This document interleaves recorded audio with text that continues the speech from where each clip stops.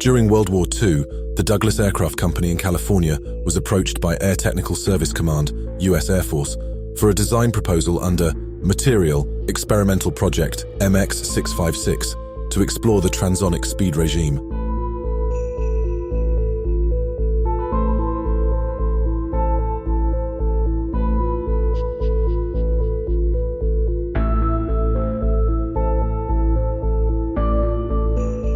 A contract for a design study was signed just before war's end, as Bell's XS-1 was capable of supersonic speed for only short periods due to limited rocket fuel capacity.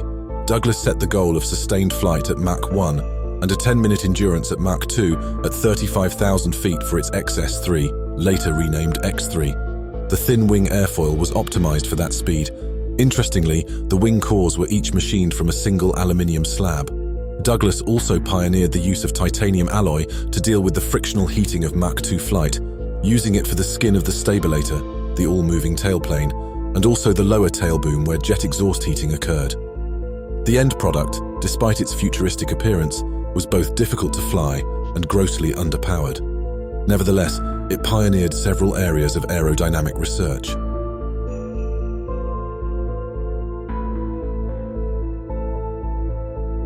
Model 499, as Douglas referred to the XS-3, initially included several power plant options: turbojet, rocket, pulse jet, and ramjet. By 1946, the company settled on a pair of afterburning Westinghouse J-34 turbojets, each of 2,200 kilogram thrust with afterburner, which replaced the preferred J-46 engines of 3,000 kilograms thrust, because the fuselage could only accommodate the smaller J-34s. That factor alone spelt the downfall of the X-3 as a high-speed research craft. What characterized the X-3 visually was its slender, streamlined, high-fineness ratio fuselage and its extraordinarily short-span, low-aspect ratio wings. With a wing area of just 15 square meters, the craft's takeoff speed was a frightening 420 kilometers per hour. One consequence was its high rate of shedding wheel tires. For the pilot to enter the cockpit, the seat was suspended beneath the fuselage, and once the pilot was strapped in, raised on rails into the cockpit. Ejection was downward. First flight came in October 1952 at Edwards Air Force Base, and all went well. For monitoring aircraft skin temperature and aerodynamic effects, hundreds of temperature sensors and strain gauges were installed and connected to an onboard recorder. The 4-year X-3 flight test program focused on investigating longitudinal stability and control. The first half-dozen flights were made by Air Force test pilots, including Chuck Yeager, to gain experience on an aircraft with wings of such low aspect ratio, before handing over to the National Advisory Committee on Aeronautics, NACA, and test pilot Joe Walker for similar investigations. A flight by Walker on the 27th of October 1954, halfway through the program, was especially fruitful, though frightening. It led to an understanding of the phenomenon known as inertia, or roll coupling. Inertia coupling occurs when an aileron-initiated roll rotates the fuselage mass about its directional vector rather than its longitudinal axis, and control surfaces become inadequate to overcome the gyroscopic inertia of the fuselage. Walker lost control for several seconds. Given the importance of this incident in the future development of high-speed aircraft, it is worth quoting from The X-Planes by J. Miller. The X-3 had gone berserk. Following Walker's application of left aileron, the X-3 had experienced a large increase in fuselage angle of attack. As a corrective action, Walker had applied right aileron, but surprisingly, there had been no effect. Instead, the pitch angle increased, and along with it, the onset of strong side slip. In a matter of seconds, a peak angle of attack of 20 degrees and a peak side slip angle of 16 degrees were attained. Walker's corrective actions, ongoing throughout this very surprising performance, now began to take effect. Minimal altitude had been lost, and the aircraft had slowed considerably. It was all over in about 5 seconds. Walker tried another left aileron roll, this time after attaining Mach 1.05 in a shallow dive with a more violent result, but was able to regain control and landed safely.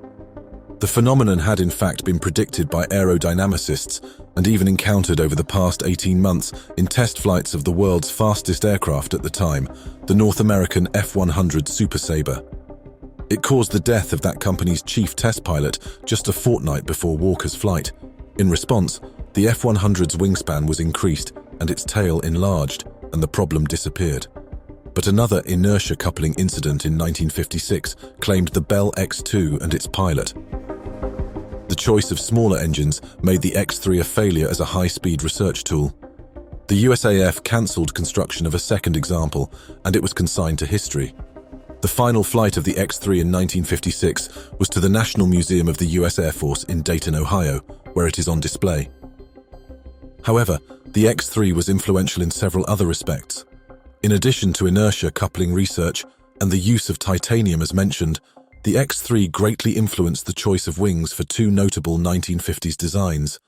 The first was the highly successful F-104 Starfighter, developed by Lockheed Skunk Works using X-3 data to create very similar but even thinner wings, 3.36% thickness-to-chord ratio against 4.5% for the X-3. Similar wings then appeared on the North American X-15 rocket plane, which flew in 1959. Northrop Aircraft Corporation of California had produced exceptional aircraft of conventional design before and during World War II. However, it is perhaps best known for its tailless or semi-tailless, lacking a horizontal tailplane designs, and flying wings, which were highly efficient due to their low drag and high lift properties. Jack Northrop's tailless XP-56 fighter prototype, estimated to have a top speed of 750 km per hour, flew in 1943 and was followed by the even more radical XP-79 flying wing fighter. Both were built from magnesium alloy. The XP-79 was intended to be rocket-powered, however a pair of jet engines substituted. The pilot lay prone in order to reduce the effect of G-forces in tight turns, and even more interestingly, the wing featured armor-plated leading edges in case it ran out of ammunition and had to ram enemy bombers. Its only flight at Muroc just weeks after the war ended in a fatal crash. Northrop's flying wing concept culminated in the XB-35 piston-engined and YB-49 jet bombers of 1946-47 and was revived decades later as the B-2 Spirit. Intrigued by Britain's tailless de Havilland DH-108 Swallowjet of 1946 and its German predecessor, the Messerschmitt Me-163 Comet tailless rocket fighter, which saw combat during 1944-45, the NACA and the USAF commissioned Northrop to build a pair of tailless aircraft to investigate their performance at transonic speed. Designated X-4, they first flew in 1948-49 and thus predated the X-3. In place of tail elevators, elevons on the wing trailing edges doubled as both elevator and ailerons. Aerodynamicists had theorized that a lack of tailplane might improve stability at the speed of sound by eliminating the interaction of supersonic shockwaves from the wings and tailplane. Although the two X-4s never flew supersonic, the question became moot when in flight tests at Mach 0.87 and above, they were unstable in all three axes of pitch, roll and yaw. Pitch instability was especially marked, manifested as porpoising and nose-down tucking pitch oscillations. The problem was partly solved by shaping the elevons with blunt trailing edges. These mid-20th century explorations into transonic speed laid down the foundations for designs such as the Northrop Grumman B-2 Spirit, and now, one of the latest designs, the B-21 Raider.